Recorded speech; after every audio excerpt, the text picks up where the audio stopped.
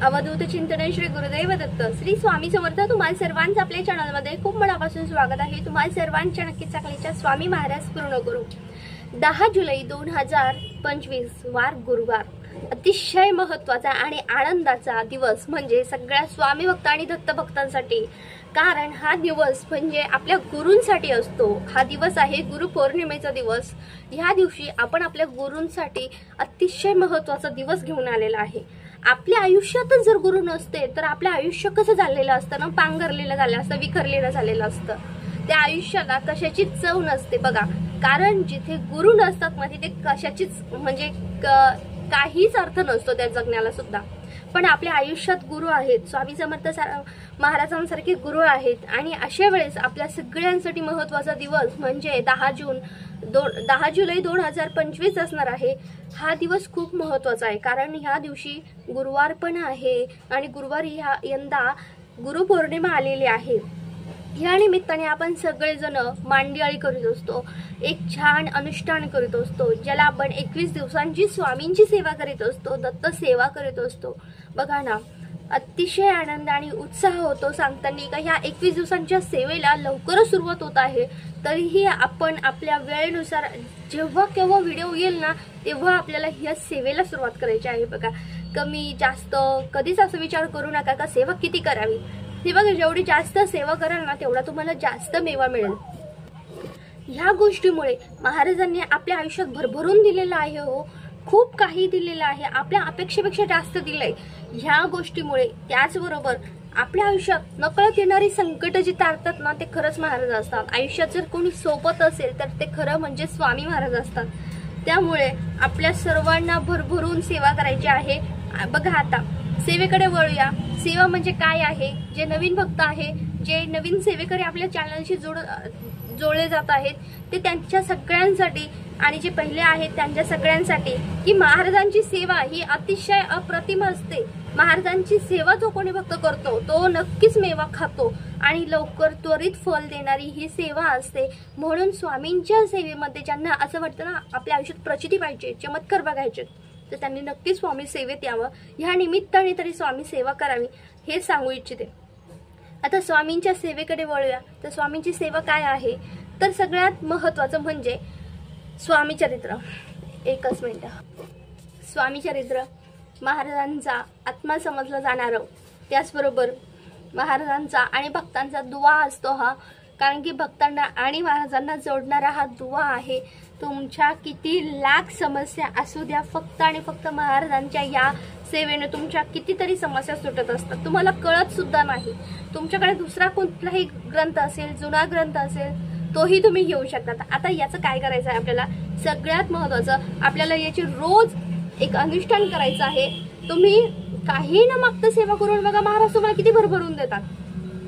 हे बघा, तुम्हाला याचे रोज 1 ते 21 अध्याय पठण करायचे आहेत, म्हणजे रोज एक पूर्ण आपल्याला स्वामी चरित्र पठण करायला म्हणायला हरकत नाही। एक पारायण करायचं आहे, स्वामी चरित्र सारामृताचं पारायण करायचं आहे। असे रोज आपल्याला 21 दिवस करायचे आहे।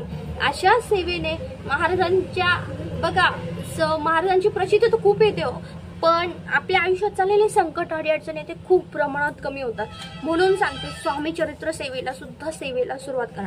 तुम्ही जॉब करताय, कुठे कामाच्या ठिकाणी वाचायचं आहे, तुम्ही बिंदास वाचू शकता। आजकाल प्रत्येक जण, आता बघा माझ्याकडनं सुद्धा शॉपमध्ये वाचलं होतं, शॉपमध्ये वाचत असते मी। बघा मग आता पहिल्यांदा घरी वाचायचे, पण आता शॉपमध्ये आहे तर शॉपमध्ये वाचते। तुम्ही कुठेही वाचू शकता, फक्त एक लक्ष ठेवा, तुम्ही जेव्हा बसताल ना महाराजांसमोर तेव्हा एक मनी ध्यानी फक्त स्वामी समर्थ पाहिजे। कुठलाही विचार किंवा कुठलेही चिंतन नसायला पाहिजे। दुसरं सगळ्यात महत्त्वाचं येतं तर ते 11 माळी जप। महाराजांचा जप म्हणजे काय आहे, महाराजांचं नाव म्हणजे काय आहे, महाराजांच्या ज्या नावाने आपण अख्खा आयुष्य तारून जातं, अख्ख्या आयुष्यात आपल्या कितीही संकट येऊ द्या, दुःख येऊ द्या, महाराज खरंच तारून येतात। हे बोलणार आहे पण महाराजच आहेत, महाराजच माझ्याकडून वदवून घेतात। जे काही आहे ना महाराजांच्या कृपेने, फक्त आणि फक्त किती टेन्शनमध्ये आहात, किती दुःखात आहात, अजिबात सांगू नका महाराजांना, तर अजिबात सांगू नका तुम्ही किती दुःखात आहात, कारण महाराजांना सगळं कळतंय हो। तुमच्या अडचणी कळतात, तुमचे संकट कळतात, तुमचे दुःख कळतात। महाराज फक्त सेवा करून घ्या हे म्हणणं पण तेवढं महत्त्वाचं असतं। आपण सेवा करणारे कोणीच नाहीये। जेव्हा आपण म्हणतो ना तेव्हा मुखात चालताना, बोलताना, काम करताना, स्वयंपाक करताना, मुलांना टिफिन द्यायचा आहे, मुलांना शिकवायचं आहे, काय करायचं आहे, तुम्हाला काय काम करताय, श्री स्वामी समर्थ, श्री स्वामी समर्थ. हे सगळं झाल्यानंतर श्री स्वामी समर्थ, जय जय स्वामी समर्थ, श्री स्वामी समर्थ, जय जय स्वामी समर्थ. तुम्ही याचा सुद्धा जय जय घोष करू शकतात. दुसरं सगळ्यात येतं ते 11 वेळेस आपल्याला रोजचा तारक मंत्र म्हणायचा आहे. बघा, तारक मंत्रामध्ये पण तेवढीच ताकद आहे, खूप ताकद आहे. जेवढे आपण हे स्वामी चरित्र आहे, स्वामींचं नामस्मरण आहे, तारक मंत्र आहे, ह्या खरंच गोष्टी खूप प्रभावी आहेत. आपल्या आयुष्यात जर खरंच चमत्कार बघायचे असेल, आपल्याला माहिती आहे वेळोवेळी साथ देतात ते महाराज देतात, आणि खरंच महाराजांनी आपल्या आयुष्यात भरभरून दिले. म्हणून याच्यासाठी तरी सेवा करा. ज्यांना सेवेसाठी वेळच नाही ना, त्यांनी अजिबात बोलूच नका, कारण महाराजांनी काय दिलंय हे मला कोणत्या प्रत्येक सेवेकऱ्याला सांगण्याची गरज आहे. जे नवीन सेवेकरी आहेत ना, त्यांच्यासाठी तर खरंच महत्त्वाची माहिती, तुम्ही फक्त सेवेला सुरुवात करा. हो, तुम्ही सेवा करून घेणारे ते आहेत म्हणून सांगते, महाराज सेवा करून घेतात. बऱ्याच महिलांना सेवा करताना किंवा बऱ्याच जणांना असा प्रश्न पडतो का ताई सेवा सुरू करायची पण नियम काय आहेत. नियम प्रत्येकाला खूप टेन्शन येतं, नियमाचं खूप टेन्शन येतं. मग ते म्हणतात की ताई आमच्याकडून हे नाही होणार, ते नाही होणार शक्य. महाराजांची कोणतेच सोपस्कार नाहीये. याच्यासाठी सांगते की प्रत्येक महिलांना जो प्रश्न पडतो, प्रत्येक दादांना प्रश्न पडतो की ताई याचं बघा कांदा लसूण खायचं का. गुरुचरित्रामध्ये जे नियम पाळतो ते अजिबात इथे पाळण्याची गरज नाही. फक्त आपल्याला 2-3 गोष्टी बघायच्या. मांसाहार सेवा सुरू झाल्यापासून तर आपल्याला गुरुपौर्णिमेपर्यंत अजिबात करायचं नाहीये, घरात पण करायचं नाहीये. ताई मिस्टरांना करून देऊ का, मग आम्ही वाचन केलं चालेल का, असं कसं करताय हो. आपल्याला जर महाराज जर सगळं काही देताय, महाराज सगळ्या गोष्टी जाणताय, तर मग महाराजांसाठी काही गोष्टी करू नका. माणूस कितीही जरी म्हटलं ना तरी आपल्याला एक गोष्ट करायची, ती म्हणजे कुठे गावाला जायचं आहे, ताई मी बेडरूम मध्ये बसून वाचू का, ताई मी प्रेग्नेंट आहे, मी टेबलवर बसून वाचू का, टेबलवर ग्रंथ ठेवून वाचू का. निवांतपैकी ना टेबलवर ग्रंथ ठेवायचा, खुर्चीवर बसायचं आणि वाचायला सुरुवात करायची. तुम्ही ऑफिसमध्ये आहात, कुठे आहात तरी वाचायला सुरुवात करायची. खाण्यापिण्याचे कसले पथ्य नाही, पण परान्न जेवढं होईल तेवढं वर्ज्य करा. कुठलीही सेवा आपल्याला परान्न न घेता जर केली ना तर अतिशय महत्त्वाची असते. महाराजांना आपण नेहमीच काही मागत नाही, मागायचं सुद्धा नसतं. बऱ्याच संसारी माणसाच्या अडचणी खूप असतात. मग अशा वेळेस काय करायचं. आता श्रीफळ ठेवण्यावरून आपण बोलूया की बघा आपल्याला महाराजांना श्रीफळ ठेवायचं आहे. आपल्या काय अडचणी असेल, जे काय संकट असेल, अडचणी असेल, तुम्ही तेवढं सांगू शकता. पण खरं सांगू, यंदाची गुरुपौर्णिमेला आपण सगळेजण खरंच महाराजांसाठी ना आपण काहीच न मागता सेवा करूया. कारण बघा ना, कधी कधी काय होतं, महाराज खरंच आयुष्यात त्याने इतके संकट येतात, महाराज असं अलगद उचलून ठेवतात. तुम्हाला कधी असं झालंय का, महाराजांना तुम्ही कौल मागताय आणि तुम्ही कौल मागताना तुम्हाला महाराजांचा चेहरा रागावलेला दिसतोय. माझ्या बाबतीत झालंय. आणि त्यानंतर महाराज म्हणताय तू ही गोष्ट कर, आणि महाराजांची जर ती गोष्ट ऐकली नाही, आपण पुढे पस्तावा येण्याच्या कारणाचं. आणि महाराज ती सांगण्याचा प्रयत्न करतात, त्यांचा चेहरा बघा, त्याच्यावरून आपल्याला ती गोष्ट केलीच पाहिजे. ह्या अर्थ हे असं असतं की महाराजांना त्यानंतर भयंकर असं वाईट होऊन जातं ना की आपल्याला ते नंतर कळतं. म्हणून सांगते, महाराजांच्या सेवेत येणं खूप महत्वाचं असतं, पण त्यात टिकणं तर त्याहून जास्त महत्वाचं असतं. खूप आपलं भाग्य, आपण खूप भाग्यवान आहोत की महाराजांच्या आपण सेवेमध्ये टिकतोय. कारण फक्त आणि फक्त महाराजांच्या सेवेत राहणं एवढं हेच गरजेचं नसतं, पण आपल्या सगळ्यांकडून आहे ना सेवा होणं तेवढंच महत्वाचं असतं.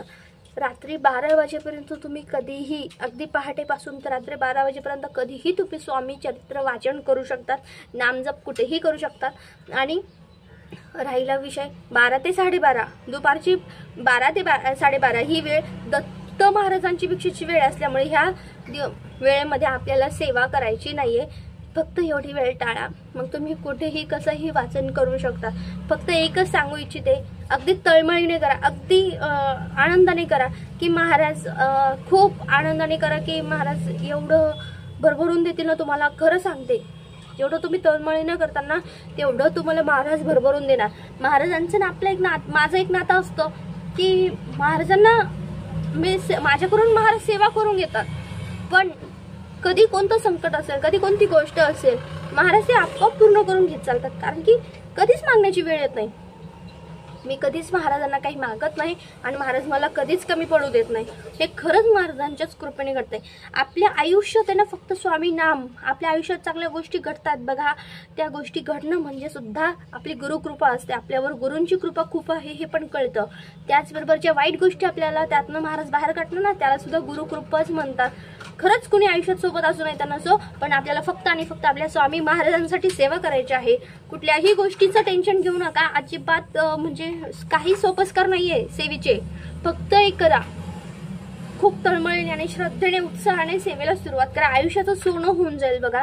खरंच असेल ना कोणी तर गुरुपौर्णिमा खरंच खूप महत्त्वाची आहे यंदाची। चला सेवेला सुरुवात करूया, स्वामी सेवा करूया आणि आयुष्याचं सोनं करूया।